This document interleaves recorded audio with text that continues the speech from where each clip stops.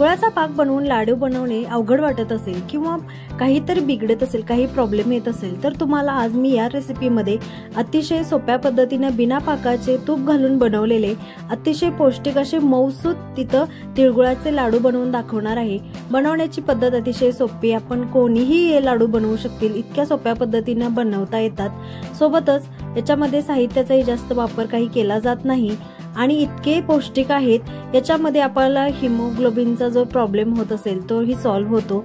सोबतच थंडीचे दिवस आहेत, कॅल्शियम वगैरे कमतरता जाणवतेच थंडीच्या दिवसांमध्ये, म्हणजे हाडे वगैरे दुखले जातात। तर इथं गुळ आणि आपण तिळाचा वापर करणार आहे या रेसिपीमध्ये। इथे व्हिडिओमध्ये पाहिलेच असेल तुम्ही, मऊसूत असे आपले लाडू बनवून तयार झालेले आहेत। लागणारं साहित्य अगदी मोजकच आहे। इथं मी शेंगदाणे असे भाजून घेतलेले आहेत, काही शेंगदाण्यांची साल काढून घेतलेली आहे, जे की मला क्रंचनेस येण्यासाठी मी लाडवामध्ये वापरणार आहे। आणि 1 वाटी तीळ असे भाजूनच घेतलेले आहेत, अगदी लो गॅसच्या फ्लेमवरती भाजून घ्यायचे आहेत, म्हणजे जास्त करपणारी नाहीत, अगदी खरपूस भाजले जातील। आणि 1 वाटी गुळ अशा पद्धतीनं बारीक किसून घेतलेला आहे। आणि इथं तूप 2 चमचे वापरणार आहे आपण। थोडे मी साल काढलेले शेंगदाणे अख्खेच घेतलेले आहेत। पहिल्यांदा तर इथं मिक्सरच्या भांड्यामध्ये आपल्याला शेंगदाणे असे बारीक करून घ्यायचे, त्याच्यामध्ये परत गूळ ऍड करायचा आणि परत त्याची अशी बारीक पावडर करून घ्यायची, म्हणजे गूळ आणि शेंगदाणे व्यवस्थित मिक्स होतात। परत आपल्याला गुळामध्ये शेंगदाणे वगैरे मिश्रण करत बसण्याची जास्त त्रास होत नाही, अगदी परफेक्ट असं मिक्स होतं। म्हणून पहिल्यांदा थोडे शेंगदाणे बारीक करून घ्यायचे आणि त्याच्यामध्ये परत गूळ टाकून परत असं बारीक करून घ्यायचं, म्हणजे सगळं एकजीव होतं मिश्रण आपलं। लाडू बनवण्यासाठी अतिशय सोपं जातं आपल्याला अशा पद्धतीनं बनवलेलं। आता परत आपण इथं गूळ शेंगदाणे आपले बारीक करून झालेले आहेत। आता इथं आपण तीळ बारीक करून घ्यायचे, तिळाची अगदी बारीक पावडर नाही करायची आपल्याला, थोडे अख्खे तीळ राहिले पाहिजेत, अशा पद्धतीने अशी जाडसरच पावडर करून घ्यायची आहे। जास्तही आपल्याला इथं बारीक करायची नाही, अगदी अशी मोठी मोठी पावडर करून घ्यायची, म्हणजे तीळ लाडूला असे वरती दिसतात, छान वाटतं आणि खातानाही तीळ दाताखाली आले की थोडं खायलाही बरं वाटतं।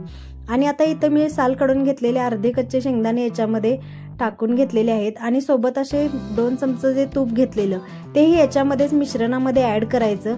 आता हे सर्व मिश्रण आपल्याला हाताने एकजीव करून घ्यायचं आहे। तुपाचा फ्लेवर या लाडवामध्ये खूप छान लागतो टेस्टला आणि तूप हे आरोग्यदायी आहेच, हे काही सांगायची गरज लागत नाही। रोजच्या जेवणामध्ये आपण तुपाचा वापर नेहमीच करतो, थंडीच्या दिवसामध्येही तूप खाणं खूप आरोग्यदायी असतं। सोबतच आपण इथं गुळाचा वापर केलेला आहे, शेंगदाणे वापरलेले आहेत, तीळ वापरलेले आहेत। तिळामध्ये भरपूर प्रमाणात कॅल्शियम असतं, जे आपल्या हाडांच्या मजबूतीसाठी खूप उपयुक्त असतं। म्हणून आता संक्रांत ही हिवाळ्यामध्ये म्हणजे ऐन थंडीच्या दिवसात येते आणि संक्रांतीसाठीच जास्त करून स्पेशल हे लाडू बनवले जातात। सर्व साहित्य मिक्स करून झालेलं आहे आपलं। आता याच्यामध्ये वेलचीची पावडर ऍड करायची, 4 वेलचींचीच पावडर घेतलेली आहे मी, एवढी पुरेसे होते। वेलची पावडर आता याच्यामध्ये मिक्स करून घ्यायची आणि लाडू वळून घ्यायचे आहेत। तुम्हाला ज्या पद्धतीने म्हणजे लहान मोठ्या साईज मध्ये हवे त्या पद्धतीने तुम्ही इथं वळून घेऊ शकता लाडू। मी इथं लहान साईज मध्येच बांधून घेत आहे लाडू अशा पद्धतीनं। हे लाडू बनवण्यासाठी एवढे सोपे आहेत, अगदी 5 ते 7 मिनिटात बनवून तयार होतात। फक्त इथं आपल्याला शेंगदाणेच भाजून घ्यायचे आहेत आणि तीळ भाजून घ्यायचे आहेत, बाकी आपल्याला गॅसचा वापर याच्यामध्ये होतच नाही। आणि मिश्रण बनवत असतानाही आपल्याला जास्त काही एफर्ट्स म्हणजे कष्ट करायची गरज लागत नाही। मिक्सरवरती आपल्याला जे आपण शेंगदाणे वगैरे बारीक करत असतानाच त्याच्यामध्ये गूळ ऍड करून बारीक केला की लाडू असे मऊसूत होतात आणि कुठे गूळ राहिला किंवा शेंगदाणे असं व्यवस्थित मिक्स होण्यास त्रासही होत नाही, परफेक्ट मिक्सिंग होतं आणि लाडूही खूप सुंदर होतात मऊसूत आणि जास्त दिवसही टिकतात। याच्यामध्ये पाण्याचा वापर होतच नाही, त्यामुळे थोडे जास्त दिवस टिकतात हे लाडू। तुम्ही एकदम बनवून ठेवू शकता, मुलांना खायला द्यायलाही अतिशय पौष्टिक आहेत, सोबतच घरातल्यांना म्हणजे सर्वांनाच खायला पौष्टिक आहेत अशा पद्धतीचे लाडू, त्यामुळे थोडे जास्त बनवून ठेवले तरी चालतात।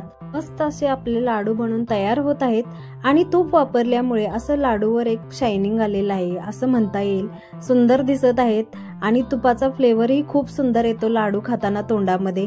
मस्त असे लाडू बनवून तयार झालेले आहेत। रेसिपी तुम्हाला आवडली असल्यास व्हिडिओला नक्की लाईक करा, शेअर करा आणि कमेंट करायलाही विसरू नका आणि अशाच सिंपल रेसिपींसाठी आपल्या चॅनलला नक्की सबस्क्राईब करा।